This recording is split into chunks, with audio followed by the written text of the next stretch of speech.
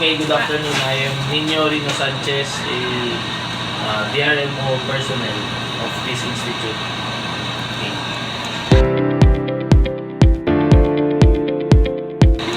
So, first question, sir.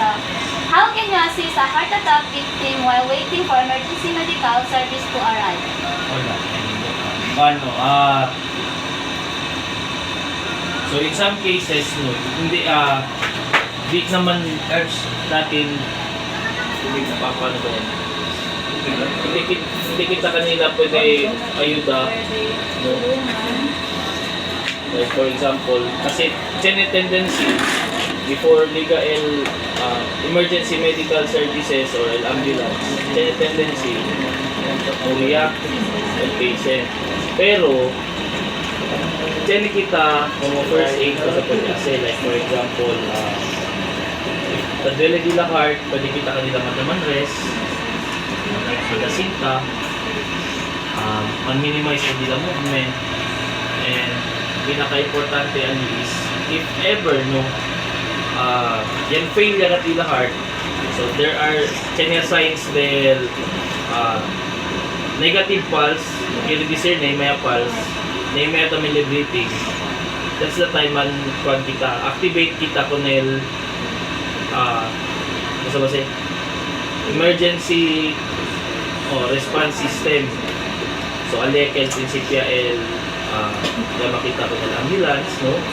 Kasi going naman ng ambulance, okay then man recognize kita ko ng patient, si Chenya negative LL, si Chenya pabalik pulso, si Chenya pabalik breathing. Si once siya pwede ka kita man detect, kay na yung may lipas, na yung may breathing, that's the time na start kita ng CPR. Okay. CPR.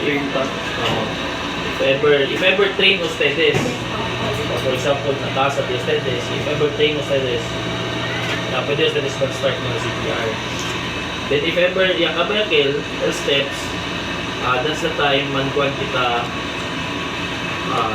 for example, yung bigay ambulance, that's the time man transfer kita to the nearest hospital for continuous care kanila. Okay.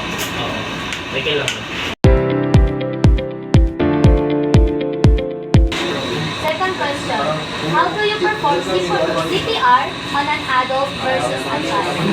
Okay, so before kita man start ng CPR, so bisita, sabi kita po sa chain of survival.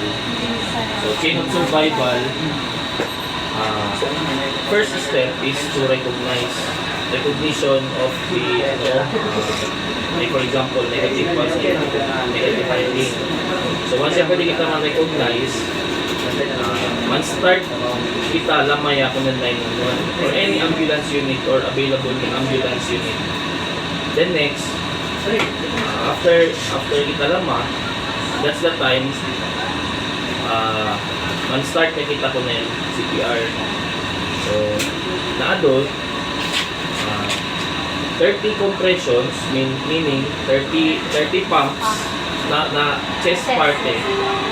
After 30 pumps, we will give 2 ventilations. Kini this year, if family member di atin, pwede kita man mautumaw.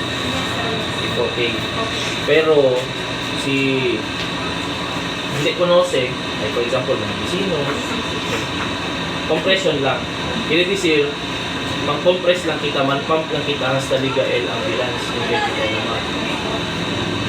Na adult, 30:2 ratio. 30 compressions, 2 ventilations. More or less, 2 inches depth. Kaya this year, man-pump to 2 inches. No? Na child namin, na child is approximately siguro mga 2 or 1.5 inches depth. Same lang siyempre L ratio 30:2, pero na child 1 hand lang. Oo, kasi medyo fragile pa yung bones. child. So na infant naman, yung mga babies, usa kita el atong fingers, di atong thumb, thumb na dila chest. So same one lang syempre, same ratio, 30:2, pero 1 inch lang el depth. Oo. Ang depth lang sila tan deeper. Pati L na usada del hands. Adult, 2 hands. Na child, 1. Then na infant or baby is thumb. 2 thumbs.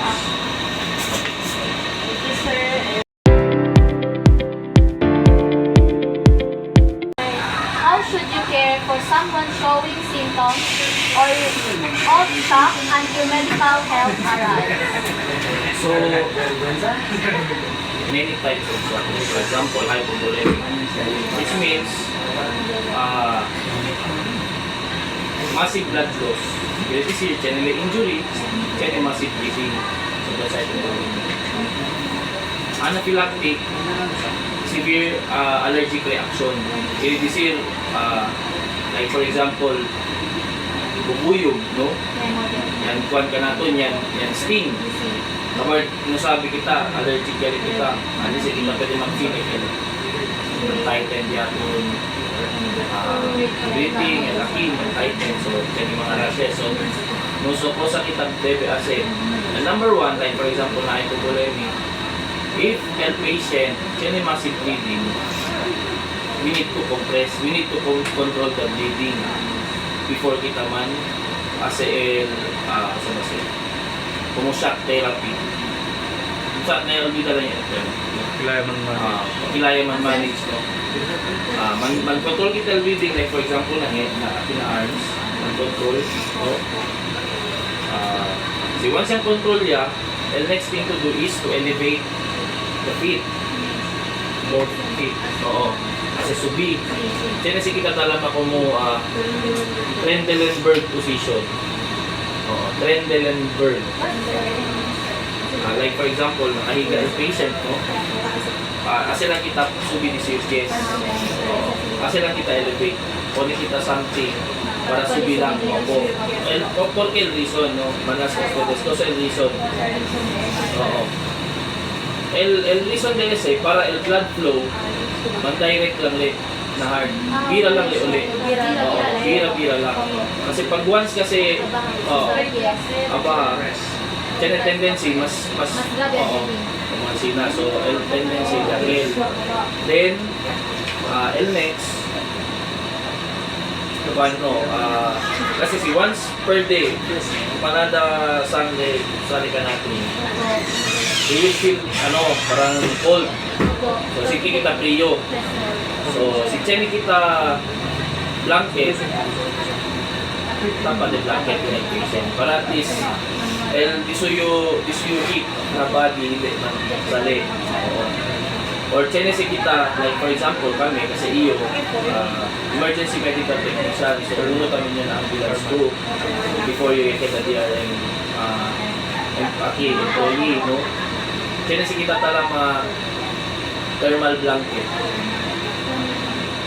So, one sa ele, como foil sa ele. Oo. Hindi sa ele, foil, pan-wrap na food, hindi. Otro sa ele, isi texture. Amo kalta usa. Para hindi man escape, isi uhit. Then, si okay, legal ambulance, transport yan. Transport in hospital.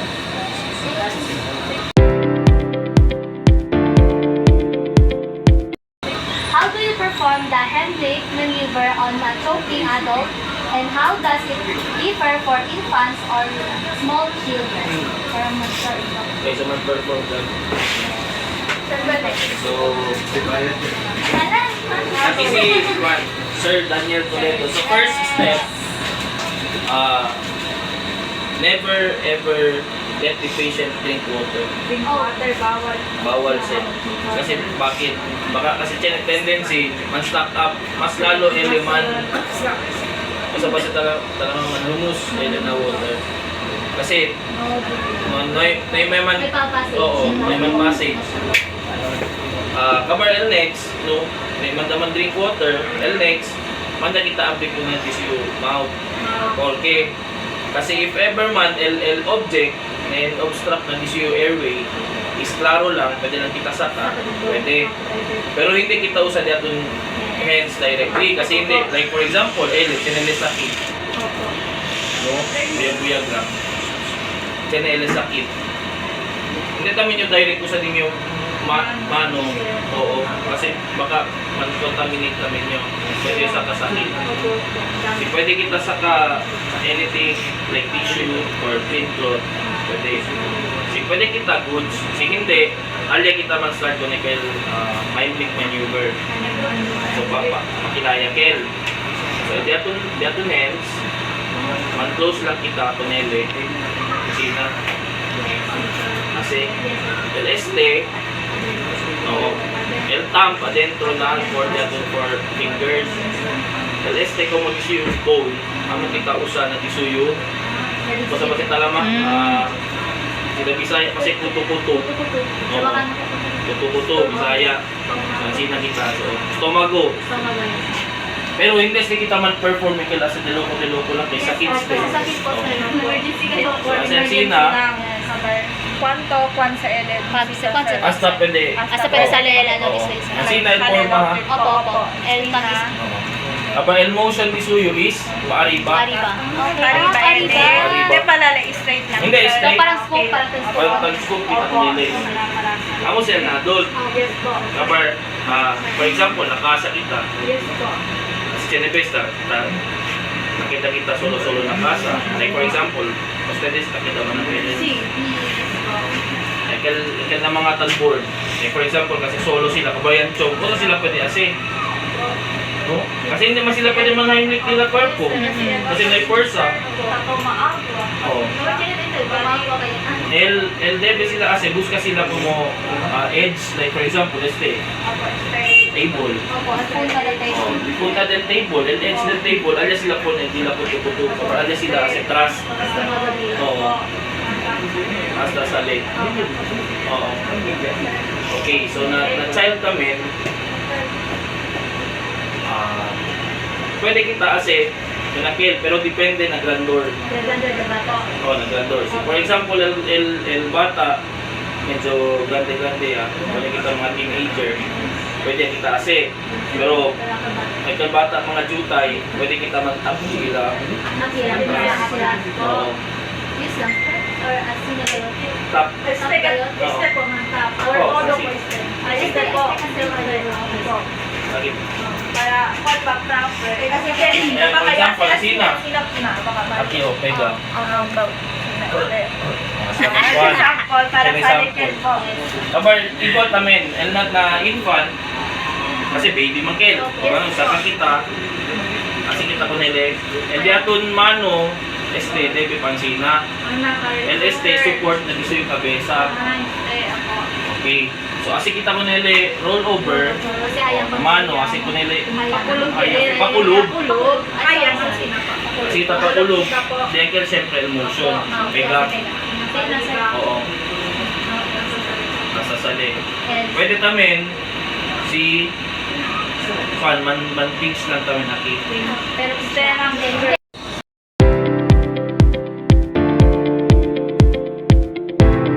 So, the 5 questions are, how can you recognize a heart attack and what first aid action should be taken immediately? So, how can you recognize? So, first is, you need to know the signs and symptoms. Signs and symptoms. So, sakit. So, number one sign is el patient or el victim agarra si heart. No?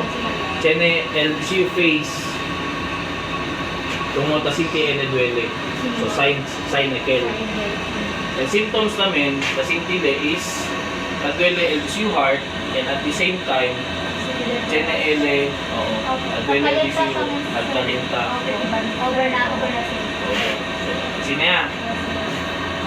Kabar, ara ko sa kita el first aid. Ay first aid ni Suyo, isita lang kita, lama, ambulance unit. Or hindi man kita, pwede lang madayo-dayo kasi like for example, pakita kita na, o like for example, yun, kasi pakita yung divisoria. Kita el hospital Zampen. El Zampen kasi, sa tila ambulance, hindi sila sa kasa. Chinese kita kung ambulance unit, only for ano lang, for response lang kayo. So, like for example, ikalo de kami estaban, agriculture, so rescue 2. El dila campo is na tetuan pa. So, si estaba sila tetuan, mag-travel ko para Divisoria, di mio conoce, o di mio family, then heart attack, Maria. So, kung sakit na DBAC, si pwede kita libre tayo na sa hospital as soon as possible. Mas pwede. Amo lang kayo. Amo lang kayo first aid. Kasi, kung nakikita ko sa PDAC regarding na heart attack, pwede man kita man rest, pero for what? No? Manda pa kita sinta, magkabarta duwili agad eh. No? Pwede pa kami pwede ng sure na pwede na Oo. Kita ba yung duwili ng posa? Mas pwede na yung iba kayo, pwede rin sa hospital. Abar, bilang kita ulit na question ko sa number 1, doon po sa kita debel sa if ever the PDL signs then negative pulse, negative breathing. So kasi kita ulit CPR. Ayan. So ako lang. Thank you, sir. Next question. What immediate first aid measures should be taken to control severe bleeding? So, sa severe bleeding, siyempre, i-check muna natin kung gaano kalaki, kung gaano kalalim yung sugat. So like for example, nasugatan ka, and depende sa ang lugar na nasugatan. Like for example, dito lang sa kamay. Pag walang major artery na tinamaan, hindi yan masyadong hindi siya masyadong delikado. Pero pag once artery, paano ba yan? Yung mga pulse point, diba? Alam niyo yun. Yes po. Like for example, pag ito yung natamaan, yung dugo na lalabas dyan, is hindi yung parang pagtulog-tulog lang. Sirit talaga. Hindi talaga, yung parang bulwak talaga siya.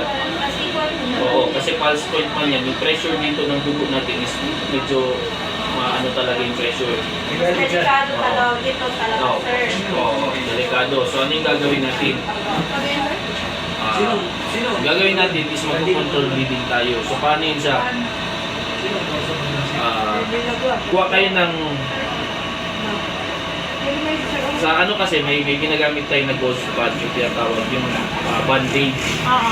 Bandage, di ba? So gagawin natin sa bandage, kukuha tayo ng tinatawag natin na bulky dressing. Ibig sabihin nun, maramihang bandage gagamitin natin para takpan yung sugat. Oo. So pag once nag-stop na, goods. Pero pag once hindi nag-stop, another na naman. Oo, hanggang sa mag-stop. Continue. Takpan natin, nag-bleed, tatakpan ulit ng ibang dressing. Nag-bleed pa rin, tatakpan. To control. So, di ba ilang dressing na yung nagamit natin? Tatlo na. No, tatlo na yung nalagay natin. So, paano sir kapag hindi pa rin siya na-control? Tatakpan pa rin ba natin? Which is, tatakpan pa rin natin, pero yung gagawin natin, yung first na gauze pad na ginamit natin, tatanggalin. Bakit? Baka kasi magdikit. Diba? Pag once magdikit yun, syempre pagtanggalin masakit. So yung first na dressing, tatanggalin, yung second, third, then yung bago. Tatanggalin na naman ulit, tapos lalagay na naman ng bago, ganun lang. Hanggang sa mag-stop. Pero pag once hindi nag-stop, diretso na kagad sa hospital.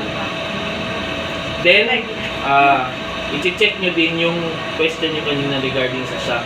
Siya. Same. Diba? Pag once na massive ang bleeding, may tendency pupunta sa shock yung patient. Yung hypovolemic shock. Hypovolemic. Ibig sabihin, kulang na yung dugo. Kasi maraming lumabas. So yun na yung first aid. Takpan. Hanggang sa mag-stop. Dressing. Thank you. Next question. What are the signal of shock and how can we provide first aid to someone experiencing it? Yun na, na-explain ko na kanina. Same na yun. Same lang sa kanina. Okay. Yung Trendelenburg, Pain. control bleeding, tapos All shock. yung blanket, para hindi sila malamigan, then transfer na sa hospital. Yes. Yes, sir. And next question, 8th question.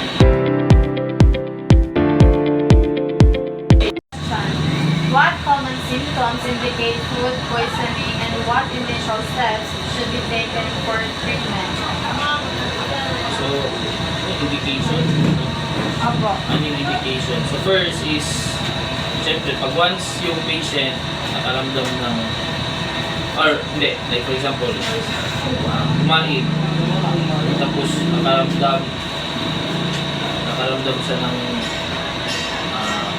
parang nahihilo, susuka. So maybe, no, hindi ako sure, or hindi tayo sure kung na-poison siya, no, dahil sa pagkain.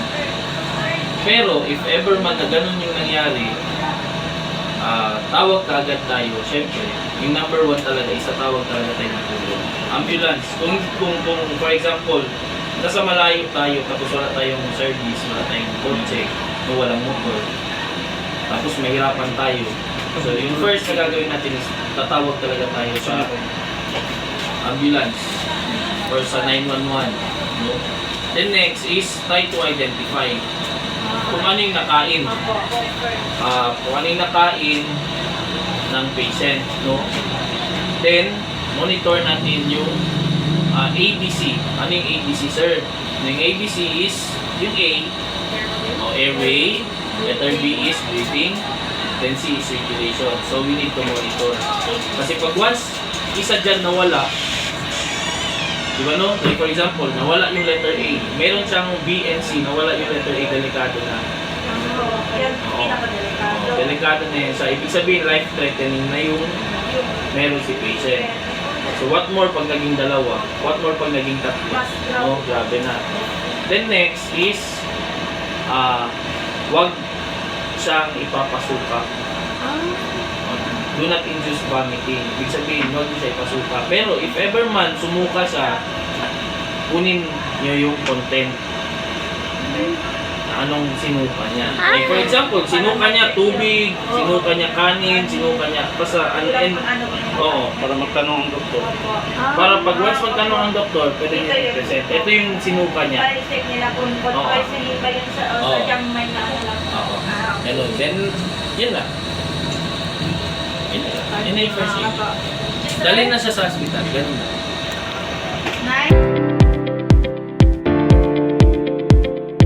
Ninth question. What immediately first aid steps should be taken if someone is suspected of having heat stroke? So, sa heat stroke, ano ba yan? Nangyayari. Mostly nangyayari dito sa school natin, di ba? No? Mga 1 to 2 cases every day. Chinabes, paminsan, umaabot ng mga 3, Mga 4, Sobra talaga. 5. No, dahil lang sa heat stroke kasi syempre mainit sa labas. So yung gagawin natin, or kayo, kasi paminsan baka classmate nyo, no? Yung gagawin nyo is, pag na heat stroke siya, try nyo talaga sa dalhin sa cool place. Ibig sabihin nyo, parang medyo ano ba, maaliwalas na lugar, hindi mainit. Kasi na heat stroke na nga, tapos doon pa rin, ay okay lang yan, painumin pa ng tubig, no? So dalhin nyo siya sa cool place. So, transfer nyo talaga. Then, yun nga, call 911. If need niya mag-inom ng tubig, pwede, pero hindi marami. Baka kasi, baka kasi magkaka-reaction kasi di ba bawal magsabay yung init sa lamig. Oo, di ba? No. Baka kasi maggrabe yung nararamdaman.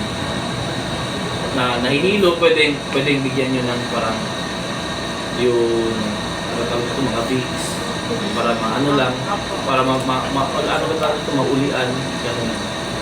Then, pag okay na siya, tawag kayo sa amin, or pag sa bahay nyo, tawag kayo sa ambulance, then i-transfer na. Like for example, dito, i-transfer namin sa clinic. Okay. Then, continue na yung assessment nila, doon na gagawin. Papainumin na ng mga ano tawag nito, tubig na may electrolytes para ma-rehydrate lang siya. Kasi yung reason niyan, bakit nag-heat stroke is na-dehydrate. Ibig sabihin, yan. So dapat, parang reminders lang din kayo as students.